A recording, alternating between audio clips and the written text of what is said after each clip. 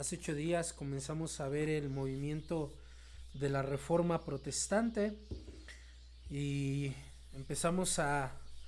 más bien comenzamos diciendo que nosotros celebramos que por la gracia de Dios y para su gloria levantó a hombres como Martín Lutero, y lo que nosotros celebramos pues es que gracias al movimiento de la Reforma pudimos conocer la verdad del Evangelio en las Escrituras, ¿verdad? Eso es lo que estamos celebrando, y estábamos viendo que el Evangelio se manifiesta en las 5 solas. Las 5 solas de la Reforma están basadas en el Evangelio bíblico, en el Evangelio de Jesucristo. Y hace 8 días, amados hermanos, vimos la primer verdad sobre esto. Estábamos viendo 5 verdades. La primer verdad es que la verdad del Evangelio solo está en las Escrituras, y usamos la declaración de sola como sola gracia. No he enseñado sola gracia, hermanos, sola Escrituras. La verdad del Evangelio solo está en las Escrituras. Está hablando de la sola gracia, ¿verdad? Pero como de la sola Escritura, ya me dejaron ahí. Hermanos, para recordar, porque veo que aún están moviéndose de un lugar a otro: sola Escritura, sola fe, sola gracia, solo Cristo, solo a Dios gloria, ¿verdad? Solo a Dios gloria. El día de hoy, queridos hermanos, vamos a ver nuestra segunda verdad de las 5 solas. Y esta segunda verdad tiene por título: la verdad del Evangelio es que eres salvo por fe. La verdad del Evangelio es que eres salvo por fe. Ese es el título de nuestra predicación el día de hoy.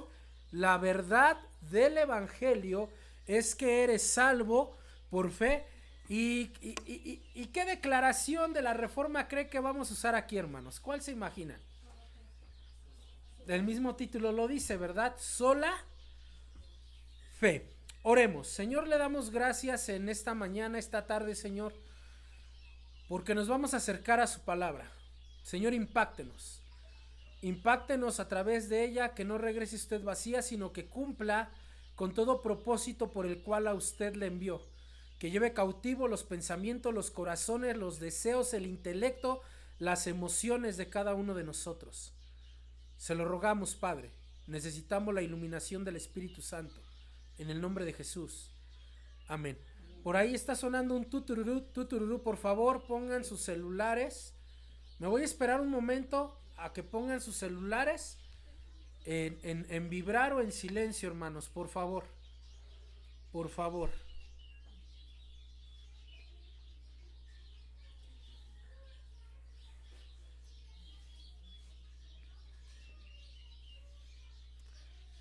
Escucha bien bonito el canto de los pajaritos, ¿verdad? Voy a tener coro, hermanos. Tengo coro, ¿verdad? ¿Listo? Bien. Un día, Martín Lutero caminaba de regreso a su hogar y fue atrapado por una tormenta eléctrica mientras él cabalgaba en su caballo, y un rayo impactó cerca de donde él estaba, haciéndole caer del caballo. En medio del terror que sentía por la tormenta, él gritó con fuerza: Santa Ana, ayúdame y me haré monje. ¿Quién es Santa Ana? Santa Ana supuestamente es la madre de María la Virgen, de quien Lutero era devoto. Pues bien, 2 o 3 días después de este acontecimiento, Lutero se hizo miembro de los agustinos y se retiró del mundo y de las tentaciones, porque creyó que había encontrado la paz que tanto había perseguido. Pero ¿saben? Fue todo lo contrario. Lutero, a partir de ese momento, empezaría a vivir un verdadero tormento. Su confesor, un hombre llamado Johann von Staupitz, un poco cansado de las confesiones incesantes de Lutero, porque Lutero se confesaba constantemente, es decir, Lutero se confesaba mucho. Miren, hermanos, él iba y se confesaba se levantaba del confesionario y mientras caminaba para salir de la catedral, si se acordaba de otro pecado, regresaba y se volvía a confesar, y así sucesivamente. Y es por ello que su confesor, algo cansado de ello, tenía un plan para Lutero. ¿Sí? Gracias, hermano. Dicho plan era para contrarrestar lo que Lutero tenía en su alma. Staupitz pensaba que al ejecutar el plan que él tenía para Lutero, él encontraría paz con su alma. Miren, Lutero se sometió a diferentes pensamientos, procedimientos y rituales para erradicar el tormento de su mente. ¿Qué hacía Lutero? Dormía desnudo en el piso en el frío invierno. Castigaba su cuerpo a latigazos. Se confesaba 2 o 3 horas diarias. ¿Pero qué creen? Su alma seguía en un constante tormento. ¿Por qué, hermanos? Porque el enemigo de Lutero no estaba fuera de Lutero. El enemigo de Lutero vivía dentro de él. De hecho, Lutero creía totalmente que él peleaba contra Satanás. En una ocasión aventó un tintero pensando que de esa manera Satanás sería visible y lo podría enfrentar cara a cara. Por ello, en 1510 su confesor Staupitz y otros directivos lo seleccionaron para viajar a Roma, con el fin de tratar asuntos relacionados con su orden eclesiástica. Este siempre había sido el sueño de Lutero, porque él pensaba que en Roma sería como la Jerusalén celestial. ¿Pero qué creen? Este viaje a Roma, en vez de ayudarle, contribuyó más a su decepción. Lutero en su viaje vio corrupción de clérigos, cómo estos se acostaban con prostitutas, ventas de supuestas reliquias. Escuchen esto: las astillas de la cruz de Cristo, adoración a supuestos objetos, escuchen, como las barbas de Pedro. Ahí conoció las indulgencias plenarias, un documento donde el Papa tenía el poder de mandar a alguien del infierno al cielo o del purgatorio al cielo. Se cobraba la indulgencia y se le escribía el nombre del familiar que querías llevar al cielo. Pero sabes, a veces tenías que comprar 3 o 4 indulgencias según la cantidad de familiares que querías salvar. Además de las indulgencias, subías de rodillas por las escaleras de la catedral, rezando un Padre Nuestro por escalón, y cuando llegabas a la cima, tus rezos más tus indulgencias salvaban a tu familiar, y Lutero, se sometió a ese ritual. Pero también se percató de la fortuna que producía aquello, es decir, las indulgencias, la cual, según estaba destinada para la construcción de la Catedral de San Pedro Apóstol. Pero el choque para el Lutero fue la riqueza que poseía el Papa, lo cual llevó a exclamar lo siguiente, cito: ¿por qué el Papa, cuya riqueza es hoy día mayor que la del más rico, no construye esta basílica de San Pedro con su propio dinero y no con el dinero de los creyentes pobres? Fin de la cita. Lutero regresó de ese viaje al monasterio y ahí se volvió un catedrático, enseñando los libros de Romanos, Gálatas y Hebreos. También el libro de los Salmos entre 1510 y 1517. Pero en esa enseñanza leyó algo que atormentaría más su alma.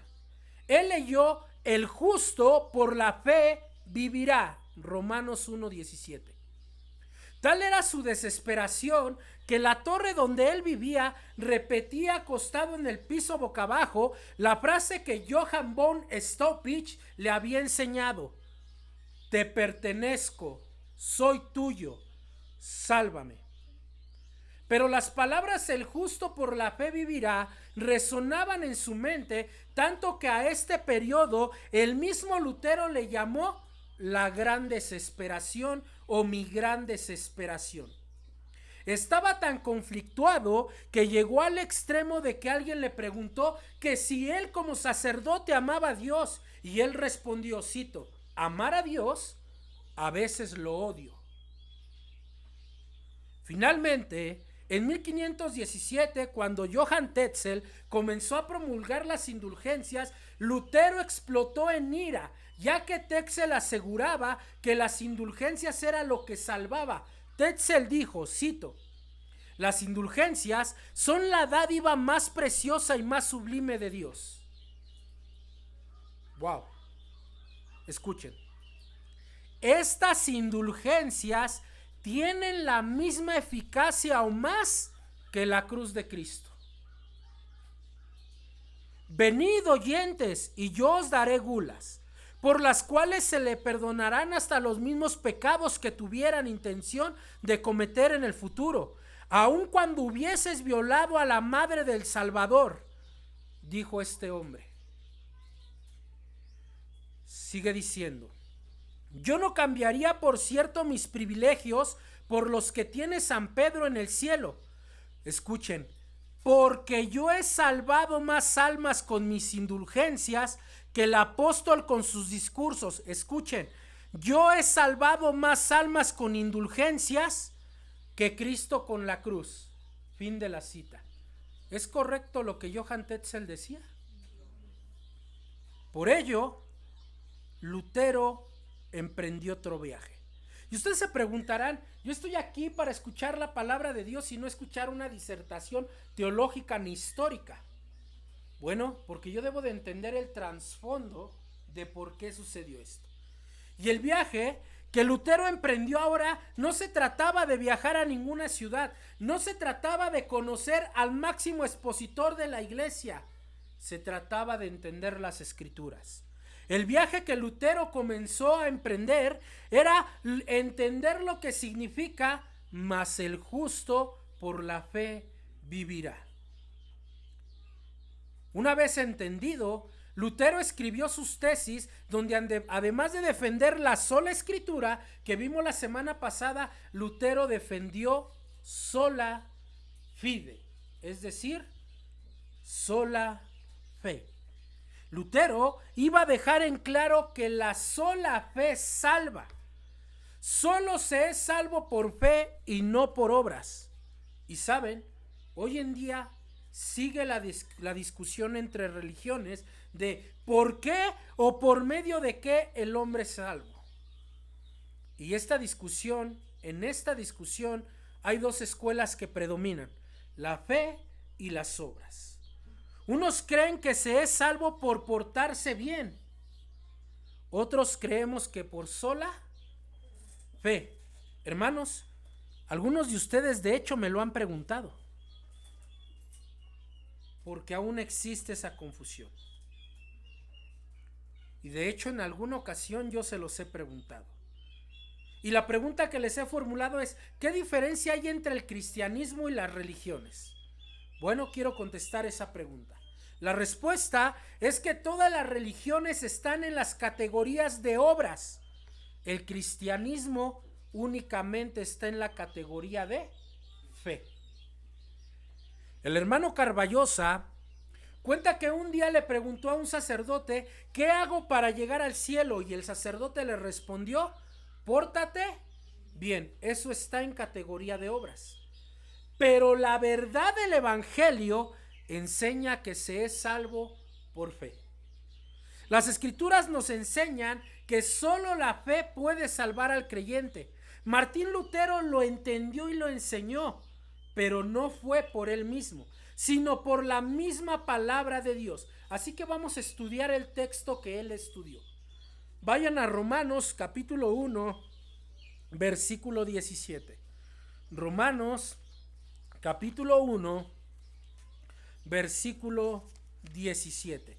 Y vamos a estudiar el mismo texto que Lutero estudió. Romanos 1,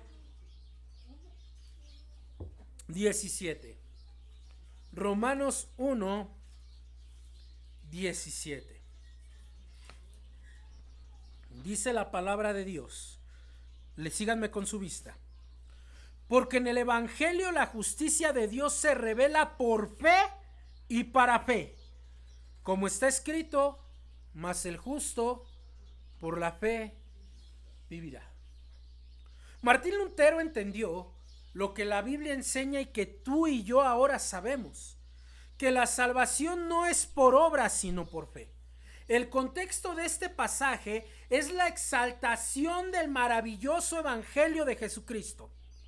El apóstol Pablo inicia diciendo en el versículo 16 que no se avergüenza de qué, véanlo, no se avergüenza del evangelio porque es poder de Dios, ¿para qué? Para salvación. A todo aquel que cree.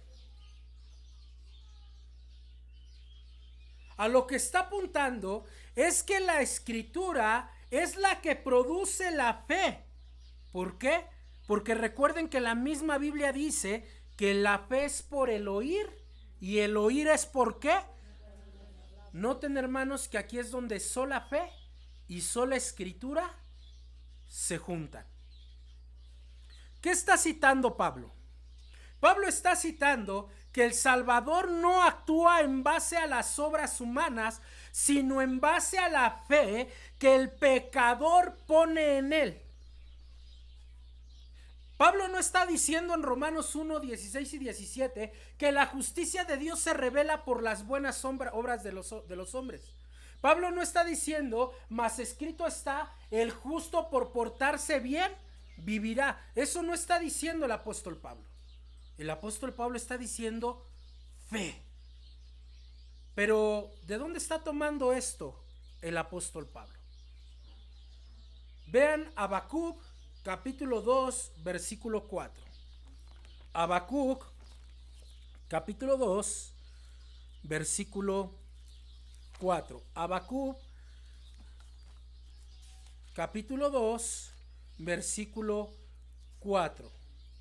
Y miren lo que dice ahí la palabra de Dios. Todos juntos lo leemos. Dice la palabra de Dios: he aquí que aquel cuya alma no es recta se enorgullece, mas el justo por la fe vivirá. Dios le está diciendo a Habacuc que el hombre que no obra correctamente se enorgullece. Pero vean lo segundo. No dice el justo por sus obras vivirá. Dice por la fe. ¿Y en dónde está Habacuc, hermanos? ¿En dónde está Habacuc? ¿En qué parte de la Biblia está?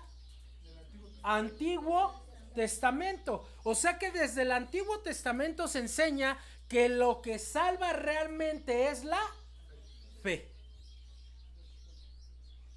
Pero ¿por qué primero habla de las obras y el segundo por la fe? ¿Ya lo vieron?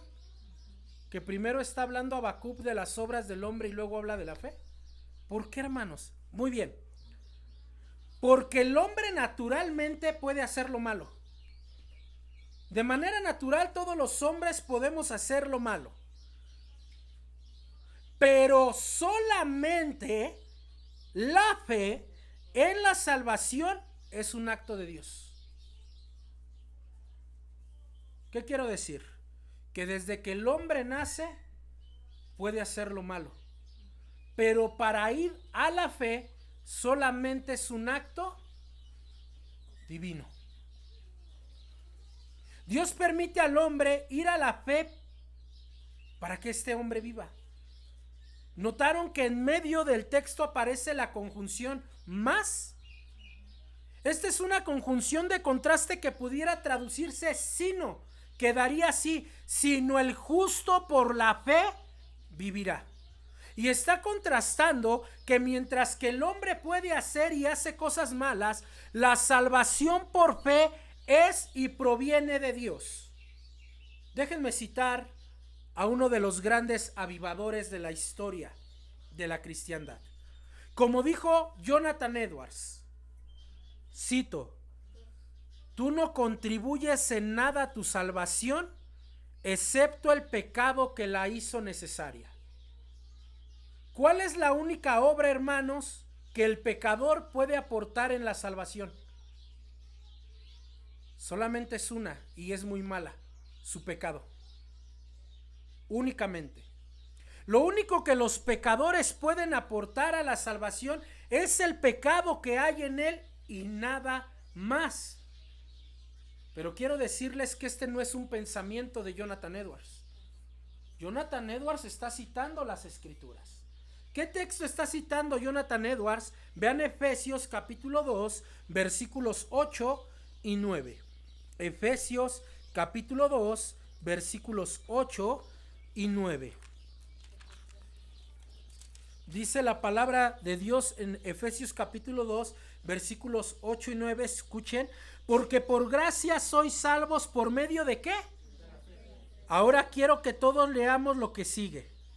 Y esto no de vosotros, pues es don de, no por obras, para que nadie se gloríe. La palabra que aparece ahí como don de Dios, tradúzcala en realidad como regalo de Dios. A tu salón, amiguito, por favor. Por favor. ¿Se dan cuenta? Entonces, hermanos, ¿qué está diciendo la palabra? Ustedes son salvos por medio de la fe. Y yo pudiera decir, bueno, pero yo creí, yo puse la fe. Y el apóstol Pablo, para que no entremos en esos detalles, nos dice: ¿qué crees? No. No. ¿Por qué? Porque también es un regalo de Dios. Es decir, que la fe que salva es producida ¿por quién? Por Dios mismo. Por eso es que ninguno de nosotros puede contribuir ni siquiera a la fe. O sea que la frase yo creí en Dios, yo elegí a Dios, yo escogí a Dios, está mal empleada. Porque es Dios el que te da el regalo de la fe. La fe viene de Dios. Escuchen, si tú pusieras la fe, ya no estarías en la categoría de fe, estarías en la categoría de ¿qué? De obras. Yo lo hice, ¿verdad? Ahora, Pablo afirma lo siguiente, escuchan: no por obras, para que nadie se gloríe. O sea, nadie podemos presumir de que tuvimos fe en Dios. ¿Por qué? Porque muchos cristianos usamos las siguientes frases: yo puse la fe, yo tuve fe en Dios, yo busqué a Dios. ¿Será eso cierto? Pues si tú buscas a Dios, ¿por qué Dios te tomaría la molestia de venir a buscarte a ti? Si tú mismo lo irías a buscar a Él. Pero Romanos capítulo 3, versículo 10 me dice: no hay justo ni siquiera. Y sigan leyendo, hermanos. ¿Qué dice Romanos 3? Dice: apréndanselo de memoria, hermanos, No hay quien busque a.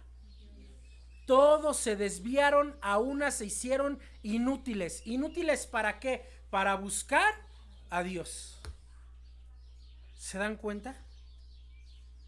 La fe es un regalo que Dios te ha dado, amados hermanos. O sea, que de principio a fin la salvación es por fe. Tu salvación es por fe, únicamente. Ahora, si Dios es el que produce la fe, ¿cómo la produce? La respuesta es una: a través de Cristo. Cristo es el que hace la obra para que la fe en el pecador sea implantada para resolver el problema del pecado en el hombre. Tal vez nosotros estemos en un momento de desesperación, como lo decía Lutero. Quiero decirte que en ningún otro lugar vas a encontrar esa paz sino solamente en Jesucristo. ¿Por qué? Porque el hombre siempre busca muchas alternativas. Decimos creer en Dios, pero llega el momento de desesperación y vamos al dinero, vamos a la psicología, vamos a los pensamientos humanistas, a la motivación personal.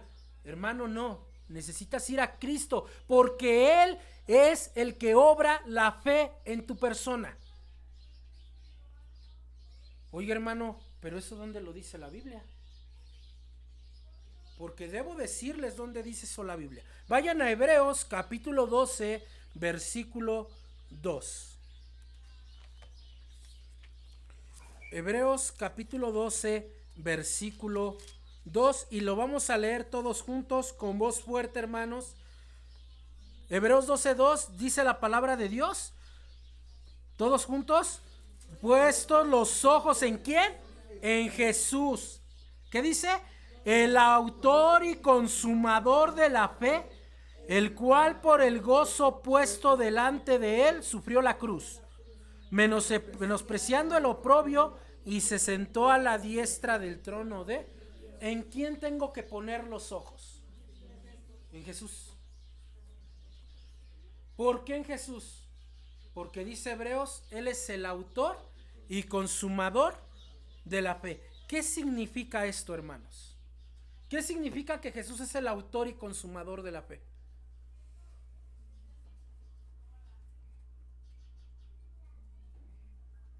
Significa que Cristo es el que origina la fe en el pecador, y Cristo es el que perfecciona la fe ¿en quién? En el pecador. Es que es lo que significa el autor y consumador de la fe. Él es la base de la fe, no otra cosa, no otra cosa. Porque algunos decimos, bueno, sí la fe, pero yo creo que necesito otro medio. Entonces no tienes una fe verdadera. Porque si le estás añadiendo a la fe, ya no está en la categoría de fe, ya está en la categoría de obras. Solo la fe en Cristo, hermanos. Solo la fe. Se trata de creer solo en Él. ¿Y por qué en Jesús? Porque su sacrificio en la cruz es la obra del Padre para poder aplicar la salvación a todo aquel que cree. Miren lo que dice en Juan 3, 14 al 16. Vayan a Juan capítulo 3, versículo 14 al 16, textos que probablemente ya no sabemos de memoria, pero que nunca le hemos dado la importancia que tienen, hermanos. Nunca les hemos dado el sentido que verdaderamente tienen. Y vamos a ver que Jesús es la obra de Dios. Jesús en la cruz es la obra de Dios para salvación de todo aquel que cree. Miren Juan 3, 14 al 16. Dice la palabra de Dios todos juntos. Y como Moisés levantó la serpiente, otra vez todos juntos.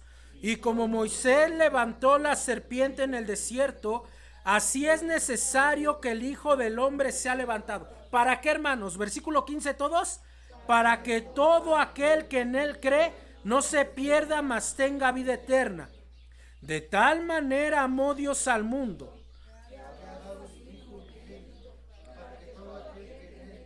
No se pierda, mas tenga vida eterna. ¿Qué dice el texto? ¿El que cree? El texto no dice el que se porta bien. No dice el que haga obras de caridad. No dice el que deje de hacer esto o que deje de hacer otro. No dice el que se duerme en el culto, hermanos, sino varios de aquí ya estaríamos fritos. Dice el que cree.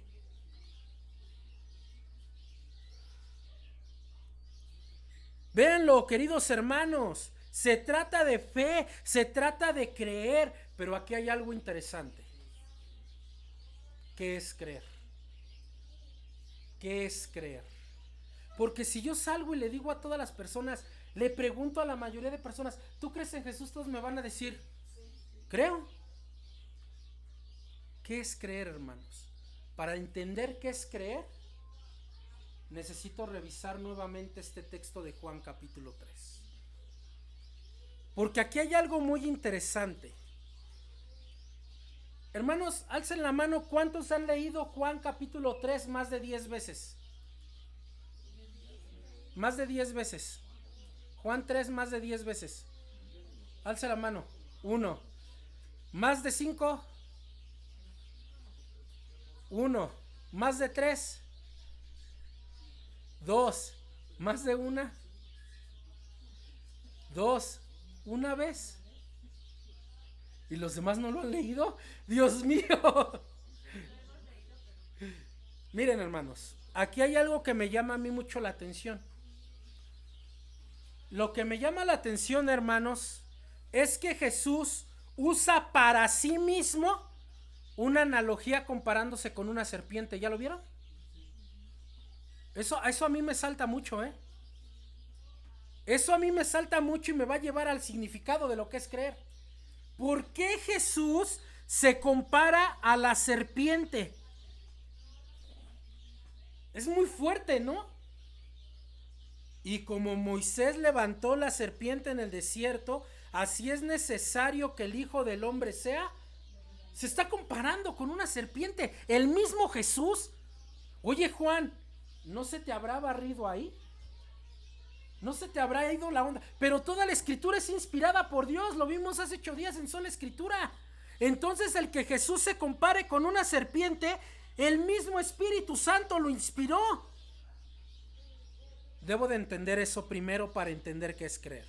Miren, hermanos, Jesús no se está comparando con Satanás como algunos pastores, predicadores lo enseñan. No, deben de estudiar más el texto. Señor no se está comparando con Satanás. El Señor se está comparando con una serpiente literal. ¿Por qué? Bueno, para entenderlo vamos a ver el texto que Juan está citando. Números 21, versículos 5 al 9. Números 21, versículos 5 al 9. Números 21, versículos 5 al 9. Vamos a ver el texto que Juan está citando. Números 21, versículos 5 al 9. Escúchenme nada más, hermanos, síganme con su vista. Pongan suma atención, porque el mínimo parpadeo aquí les va a hacer que pierdan todo, ¿eh? Y lo van a entender mal y van a andar enseñando que Jesús se está comparando con Satanás porque le tenía que pagar a Satanás el pago por el hombre. Eso es una herejía. Dios no le tenía que pagar. O sea, ¿cómo Dios mismo le va a pagar algo a alguien que es inferior que él? Por favor. Números 21, versículos 5 al 9. Escúchenme, queridos hermanos, nada más. Dice la palabra de Dios. Y habló el pueblo contra Dios y contra Moisés. ¿Por qué nos hiciste subir de Egipto para que muramos en este desierto? Pues no hay pan ni agua, y nuestra alma tiene fastidio de este pan tan liviano. Y Jehová envió entre el pueblo serpientes ardientes que mordían al pueblo, y murió mucho pueblo de Israel. Entonces el pueblo vino a Moisés y dijo: hemos pecado por haber hablado contra Jehová y contra ti. Ruega a Jehová que quite de nosotros estas serpientes. Y Moisés oró por el pueblo. Y Jehová dijo a Moisés: hazte una serpiente ardiente y ponla sobre una asta, y cualquiera que fuera mordido y mirare a ella, vivirá. Y Moisés hizo una serpiente de bronce y la hizo sobre una asta. Y cuando alguna serpiente mordía a alguno, miraba la serpiente de bronce y vivía. El contexto es: el pueblo de Israel estaba muriendo. ¿Por qué? Por su pecado. Estaba muriendo mucha gente porque a causa del pecado Dios les había mandado serpientes para que los mordieran. Entonces el pueblo se da cuenta. ¿Y qué hace? Pide perdón en arrepentimiento por lo que hicieron. Y Dios lo escucha. Y solo el que mirara a la serpiente iba a vivir. ¿Qué significa creer? Arrepentirte de tus pecados y pedir perdón. Y esos no todos lo hacen. Porque eso ya cambia. Si yo salgo y le pregunto a las personas: ¿crees en Cristo? Me va a decir sí. Entonces, ¿reconoces que eres pecador? Ah, no, yo soy una buena persona. Yo no mato. Pecador los narcotraficantes, los asesinos. Yo no le hago nada mal a nadie. Yo soy buena persona. Es más, hasta los mismos cristianos. Los mismos cristianos, cuando hablamos de gente no cristiana, decimos, él es una buena persona. Ah, caray, pues la Biblia dice lo contrario, ¿eh? ¿Por qué decimos que son buenas personas? Porque hacen buenas obras. Pero el creer no se trata en las buenas obras. El creer se trata de que creas que en ti no hay bien. ¿Hay qué? Mal. Esa es la enseñanza. Pero no me está respondiendo, eso significa creer. Eso no me está resolviendo por qué Jesús se está comparando a una serpiente. Bien, vean. En la historia de Números 21, 5 al 9, vean que el antídoto fue el mismo que originó el mal. ¿Qué estaba originando la muerte? Una serpiente. ¿Cuál fue el antídoto? Una serpiente. Las serpientes mordían y la serpiente era la solución. Es decir, que el antídoto del problema sería la misma causa del problema. Esa es la analogía. Pero apunta a lo siguiente. ¿Por qué Cristo se identifica con una serpiente? Escuchen. Porque el mismo autor del pecado debería ser la solución del mismo. ¡Sas! Ya me brincó. Es decir, si el pecado entró por un hombre, la solución del pecado debería de ser un mismo hombre. El día que de él comieres, ciertamente morirás.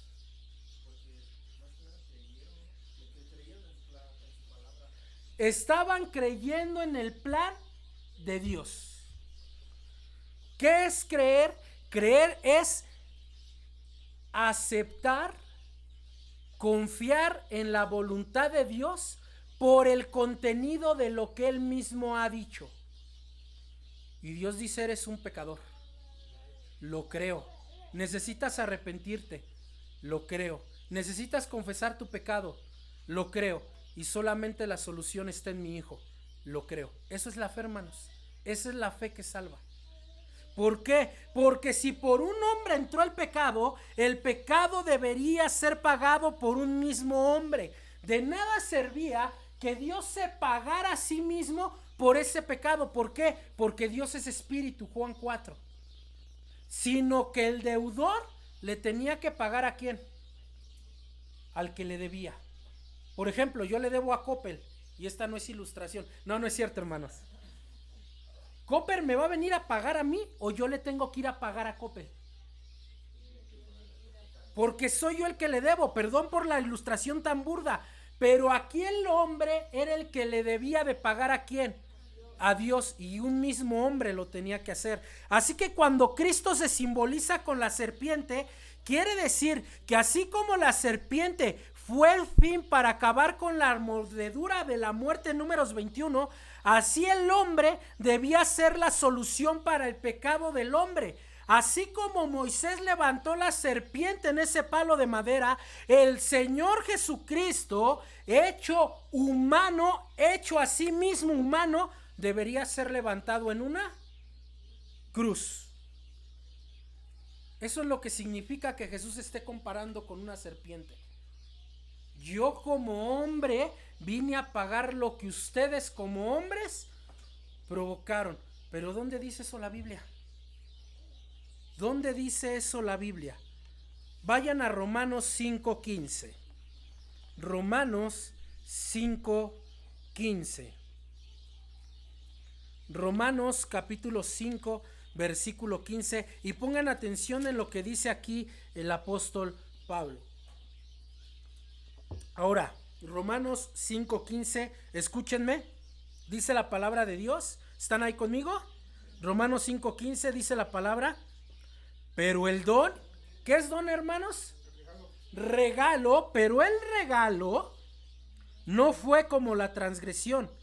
Porque si por la transgresión de aquel uno murieron los muchos, abundaron mucho más para con los muchos la gracia y el don de Dios la gracia y el don de Dios por la gracia ¿de quién? ¿De quién? ¿Y cómo se llama ese hombre? Ahí está. Ahí está, hermanos. Ahí está. Y aquí probablemente habrá un exegeta que me va a decir, pues sí dice eso, pero ¿cuál es el contexto? Romanos 5.1. Todos juntos, Romanos 5.1. Lento, respetando las comas. Dice Romanos 5.1. Justificados, pues, por la fe, tenemos paz para con Dios por medio de nuestro Señor. Qué hermoso, hermanos. Qué hermoso. Por eso Jesús está comparando con la serpiente. Porque Él era el antídoto para lo que el mismo hombre provocó. Pero sigue resaltando una palabra. ¿Qué palabra sigue resaltando? Por la fe. ¿Qué es la fe? Creer en las promesas de Dios por el contenido que Él ha dicho. O sea que la fe no se empieza a manifestar cuando dices creo. La fe se empieza a manifestar cuando reconoces que eres pecador y que vas camino al infierno y que necesitas a un Salvador. ¿Y sabes qué, hermano? Eso no todos lo quieren reconocer. Eso casi nadie lo reconoce. ¿Por qué? Porque es cuando entra el Espíritu Santo y te convence de que eres un pecador y que de la justicia de Dios mereces el juicio. Por eso dice Jesús que el Espíritu Santo convence de pecado. No dice de pecar, porque algunos piensan que es de pecar. No, no es de pecar. ¿Cómo que el Espíritu Santo te va a convencer de pecar? No, dice de pecado. ¿Qué significa eso? De que hay pecado en ti. Y te convence de justicia. ¿Qué significa eso? Que por tu pecado vas camino a el juicio. Por eso dice Jesús, cuando venga el Consolador, el Espíritu Santo al que yo les enviaré, Él los convencerá de pecado, por cuanto hay pecado en ustedes, de justicia, la consecuencia del pecado y del juicio. Pero aquí estoy, dice Jesús. Aquí estoy, yo soy el remedio, yo soy la salvación para ello. Muchos predicamos el evangelio diciendo Jesús es la solución para tus problemas. No, Jesús es la solución para el problema de tu pecado. ¿Se dan cuenta? Así que de la misma manera que se veía la serpiente con fe y eran sanados, de la misma manera se debe ver a Jesús. Eso es lo que dice Juan 3. Ver a Jesús con fe y serás salvo. Hermanos, sola fe. Cristo cargó todo el peso de nuestro pecado y lo único que tenemos que hacer como pecadores es mirar y vivir.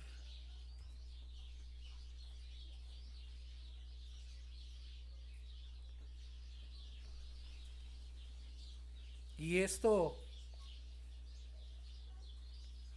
me recuerda un ejemplo que cuenta el pastor Sugel Michelén sobre la conversión del príncipe de los predicadores, un hombre llamado Charles Spurgeon. Y escuchando esto que estamos predicando hoy, hermanos, lo que hizo Spurgeon contrasta totalmente con lo que hizo Lutero. ¿Se acuerdan qué hizo Lutero? Lo dije al principio. Iba en camino, viene la tormenta y él que dice, Santa Ana, sálvame. Spurgeon pasa por algo similar, pero hace todo lo contrario. Voy a citar, hermano. Spurgeon estaba en peligro y solamente vio a alguien, a Cristo. Cito: cuando Spurgeon tenía 15 años de edad, había sido criado, escuchen, por padres cristianos, abuelos cristianos. De hecho, algunos eran pastores.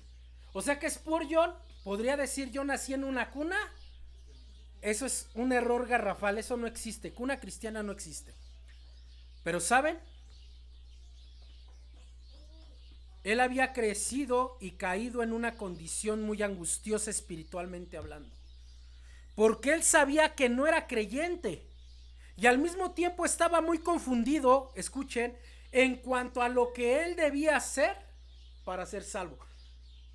Spurgeon se preguntaba, ¿qué hago para ser salvo?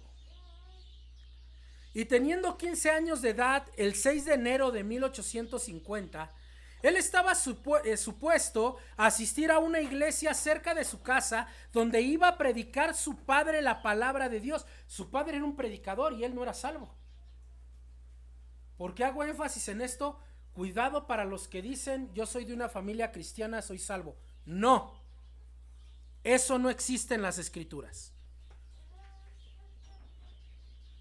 Pero cayó una nevada tan fuerte ese día, hermanos, que su madre le aconsejó que asistiera a una pequeña capilla metodista que había ahí en la localidad.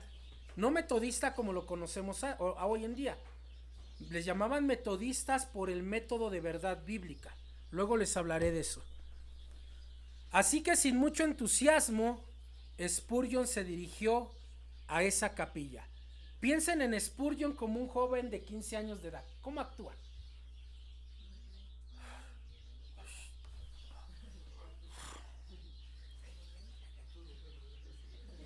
Hagan de cuenta así como... No, no es cierto, no es cierto. Pues bien, fue a esa capilla y encontró a 12 o 15 personas reunidas.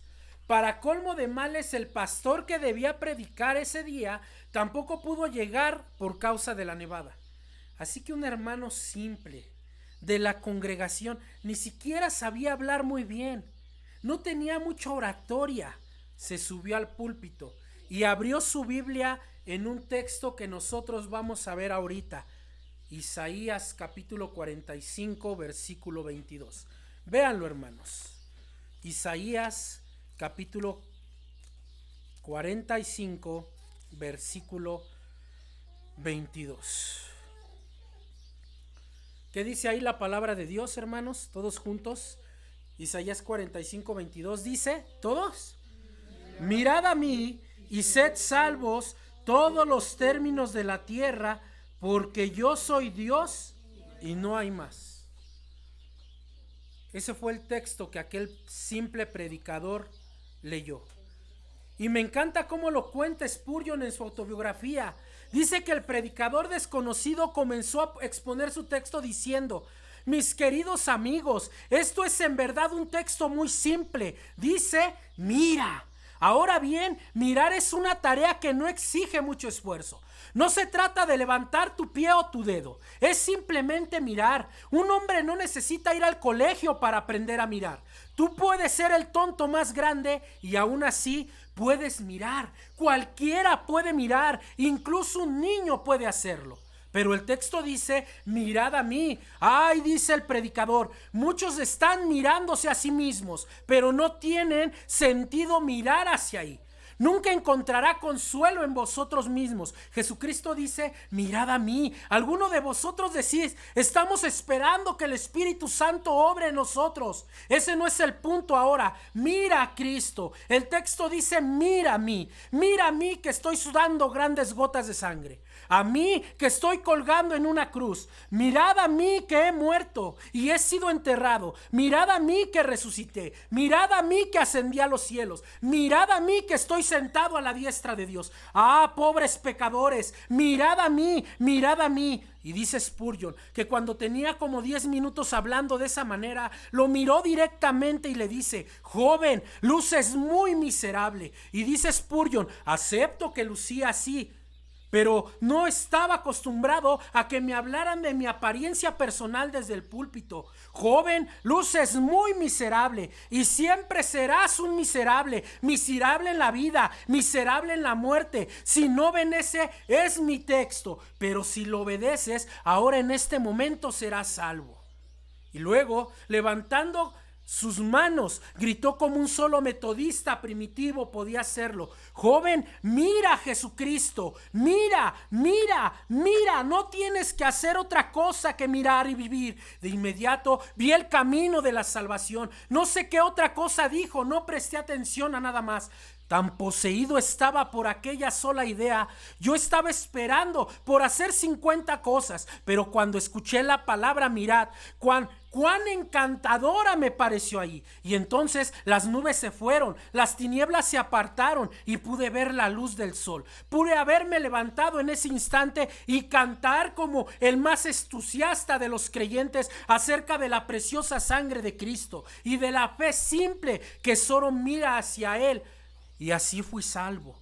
Así fue salvo, este gran hombre de Dios por la predicación de un desconocido. Hermanos, la receta sigue siendo la misma. No necesitas hacer otra cosa. No necesitas mirarte a ti mismo. Joven, no necesitas ver a tus amigos rebeldes. No necesitas ver a aquellos que te echan al vicio. No necesitas ver a aquellos que te alejan de Dios. Oh, querido joven, ellos te van a perder en el infierno. Mira a Cristo. Por fuera puedes parecer muy feliz. Puedes parecer que no te hace falta nada. Pero sabes, eres un desdichado, querido joven. Si no tienes a Cristo, eres desdichado en tu vida, como le dijo el predicador a Spurgeon. Mira a Cristo, querido hermano. Tal vez estás en esta iglesia porque has puesto tu mirada en el pastor, pero el pastor no te va a salvar de las llamas del infierno. Querida iglesia, mira a Cristo. Solo a Él. Solo a Él. En este momento muchos están mirando al de al lado. Mira a Cristo, el de al lado no te va a salvar.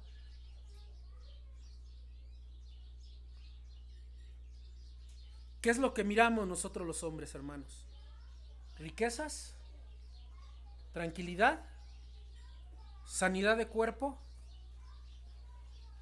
No, querido amigo, mira a Cristo. Solo Cristo. Y aún no hablo de esa declaración de fe. Y saben, eso mismo entendió Lutero. Por eso lo que más lo atormentaba pasó a ser su mayor gozo. Miren lo que cita Lutero. Lutero dijo: las palabras justo y justicia de Dios golpearon mi conciencia como un rayo. Cuando las escuché quedé sumamente aterrado. Si Dios es justo, pensé, debe castigar. Pero cuando estaba calentándome en la torre y en el cuarto de este edificio, por la gracia de Dios reflexioné en estas palabras: el justo por la fe vivirá, la justicia de Dios. Y pronto llegué a la conclusión de que si nosotros como hombres justos debemos vivir por la fe, y si la justicia de Dios contribuye a la salvación de todos los que creen, entonces la salvación no será por nuestro mérito, sino por la misericordia de Dios. Mi espíritu por fin fue así animado. Por fin encontré la paz y la tranquilidad, porque es por la justicia de Dios que somos justificados y salvados a través de Cristo. Estas palabras que antes me habían aterrado se volvieron las más agradables para mí. Fin de la cita. Hermano, ¿de verdad tú has creído en la sola fe? ¿De verdad has mirado a Cristo? Solamente míralo a Él y vivirás.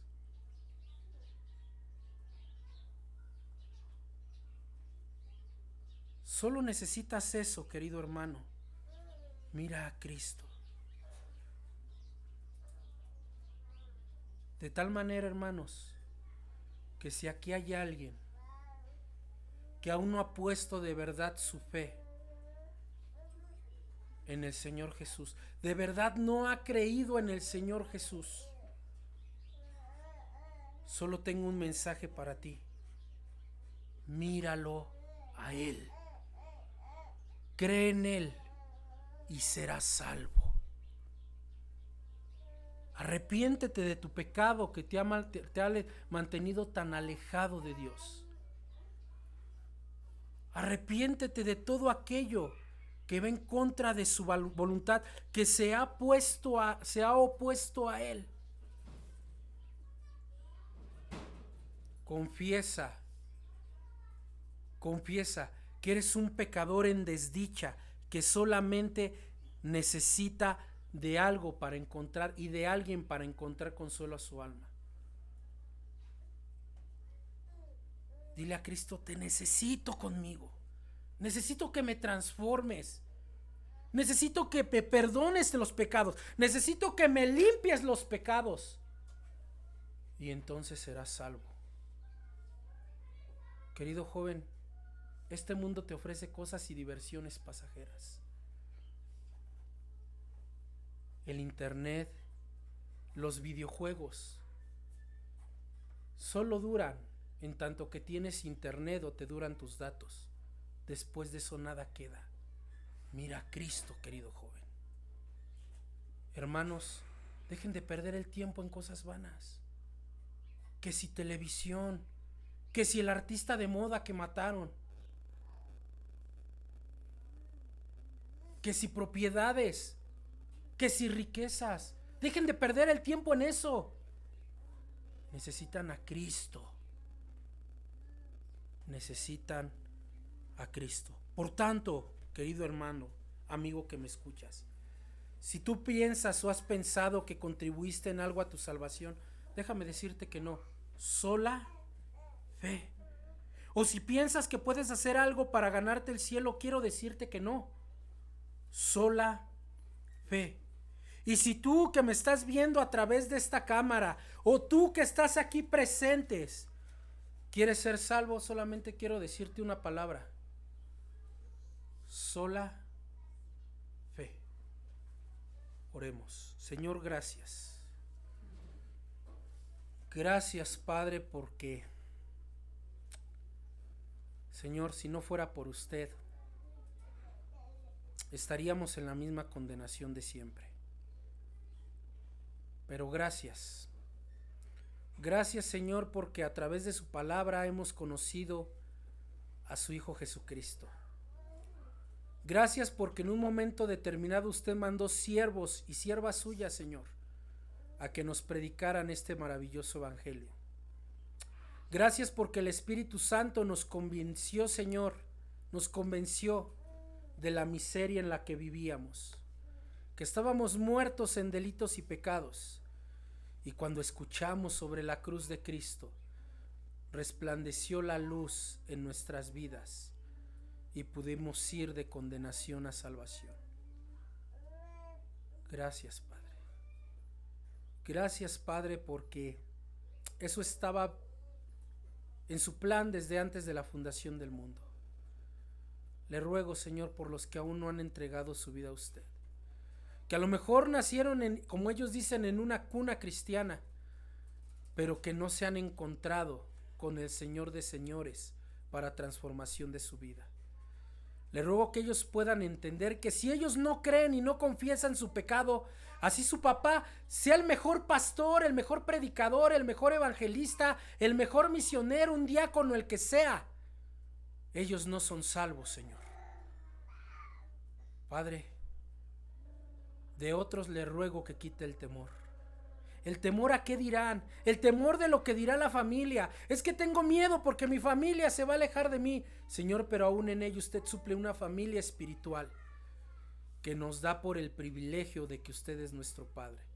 Así que quite el temor, Señor, de todo aquel que tal vez no ha entregado su vida a usted porque tiene miedo.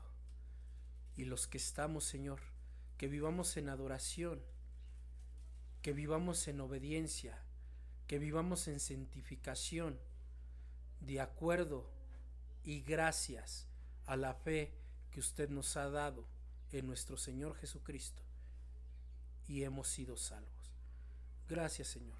Gracias, Padre. En el nombre de Jesús.